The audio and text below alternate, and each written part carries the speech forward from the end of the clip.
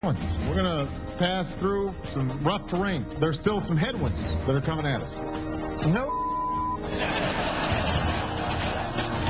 All right, a little rough terrain, a little headwinds still coming at us. It's fine. We're Americans. We're strong. It's just like if you had a bad illness, if you got hit by a truck, it's going to take a while for you to mend. And that's what's happened to our economy.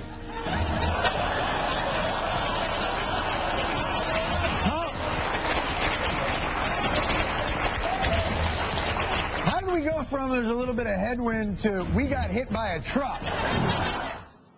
If Jon Stewart doesn't seem convinced, none of my guests here do either. They think that was funny, and he is not alone, because a new ABC News Washington Post poll shows that 90% of Americans describe the state of the economy as not so good or poor.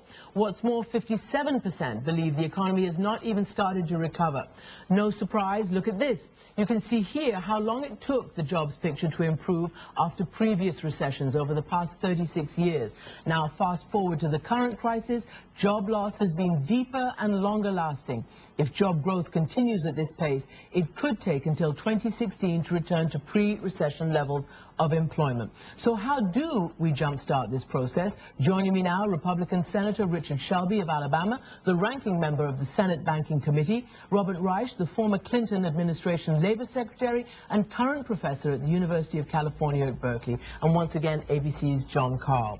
So that comedic setup had you all laughing. What is the reality? Has one been hit by a truck? Is it a headwind? Let me ask you first. You've dealt with labor and the job market. Is this cyclical, or is this a real structural hole? Christian, the central problem is on the demand side. 70% of the U.S. economy is consumers, and consumers are hit with the equivalent of a truck. I mean, their housing prices are dropping like mad. Their wages, adjusted for inflation, are dropping.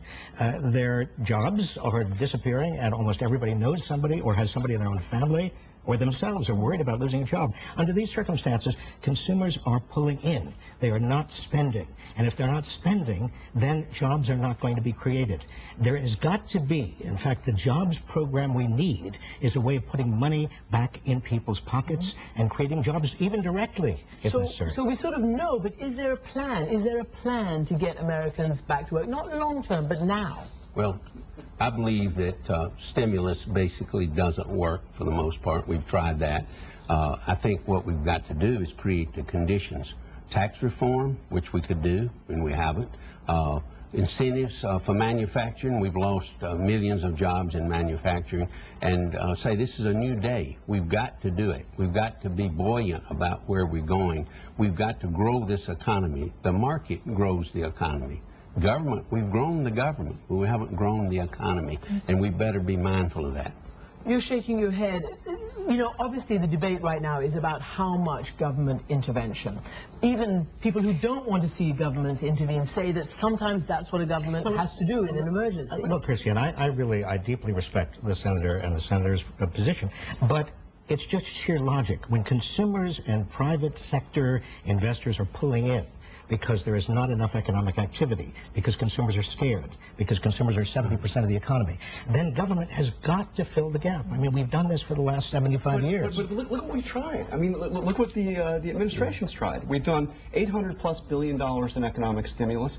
We've done tax cuts, the big tax cuts passed in December, and the Fed has kept interest rates at virtually nothing. Yes, but there aren't many tools. But look, the scale of the crisis was much larger than anybody anticipated. This is the worst since the Great Depression. Exempt the first $20,000 of income from payroll taxes for the next year. Redo the bankruptcy code so people can declare bankruptcy on their primary residence and therefore have enormous bargaining leverage with their lenders if they are in trouble. Have a WPA, a direct employment program. But do you really think a new spending plan is going to pass muster in Congress? I mean, will it? First of all, no, I don't believe any new stimulus is going to pass in Congress. I don't think it has any credibility. We have seen what the past stimulus did for the most part. What we need to do is create some certainty, some conditions for people to invest, to grow, to have some confidence there's not a lot of confidence in the economy right now all over America. Can I just talk about this idea of jobs, which is the all-important one? You just heard Donna Brazile and Peggy Noonan arguing about whether there had been economic growth and whether jobs were being created. And Donna was saying for the last 15 months there has been. And I asked Austin Goolsbee on this program last week about the jobless recovery that some economists are talking about. And he got very angry. This is what he said. It is not a jobless recovery. That is an incorrect phrase. After the last recession, in this comparable period, post-recession, we had lost 100,000 jobs. We've added more than 2 million jobs. There's a major difference between a jobless recovery and a very deep hole that we're climbing our way out of, and that is what the position we're in. Deep hole, jobless recovery. Is he right? They have added jobs. Look, 2 million jobs have been added, Christiane, but so many jobs have been lost that we still have 13.5 million Americans without work and another million who are too discouraged even to look for work. This is not business as usual. The president has got to come up with a jobs plan. Even if it doesn't get through a Republican Congress, he's going to be fighting for it and fighting for Americans. You can't go into an election year with this kind of unemployment. Are you surprised that he's not more sort of passionate on out in public about this? I tell you, I am surprised about the silence coming out of Washington. Deafening silence. Republicans talk about, again, with due respect, Senator, I mean, the same old cut taxes on the corporation. Corporations have $1.9 trillion they are sitting on right now. They are not spending. Why is that? Why are they not spending? This is something that many people talk are not about. spending because they're concerned, they're scared, whether they're a small, medium-sized business or whether it's an individual.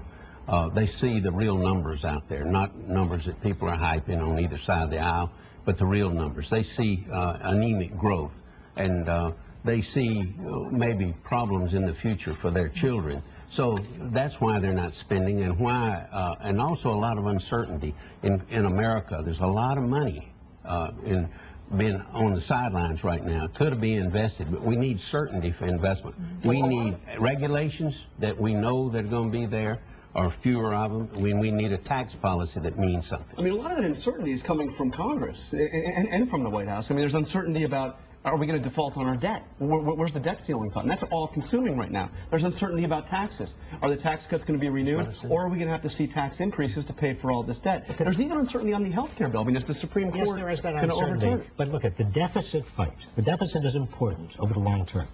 But right now, the issue is not the deficit, the issue is not the debt ceiling, the issue is jobs. And they're not the same. So, Senator, what's wrong, if I may ask, what's wrong with the new WPA program, or a civilian conservation corps for the 6 million unemployed who have been unemployed for more than 6 months? Well, why not put them to work? First of all, I think we should do that, but we should work it in the private sector.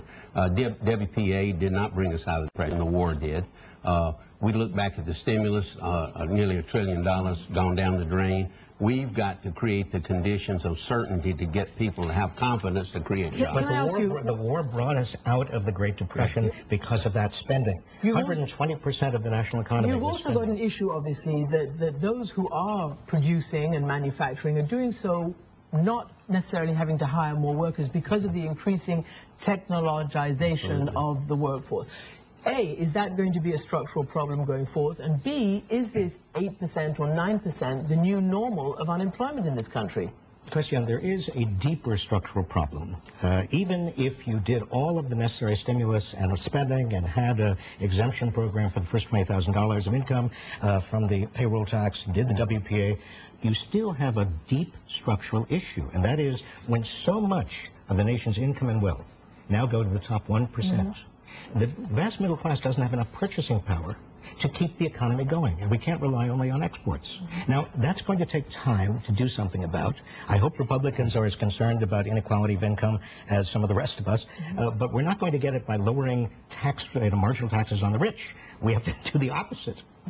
We're talking about real income tax reform to give people incentives to create jobs and give them confidence to create jobs. But if you look at history, it's the free markets that's going to create and turn this economy around. The government stimulus will never turn the economy around. Well, there's a political reality on the tax reform, which is, you know, it's not going to happen before the next election. I mean, the White House, you know, what I'm hearing is we will see a white paper come out with this plan for corporate tax reform, lowering rates, cutting loopholes, reducing loopholes. But, you know, even the people most enthusiastically pushing this say there's just no way in this political environment it gets done. All right. I'm afraid that's the last word.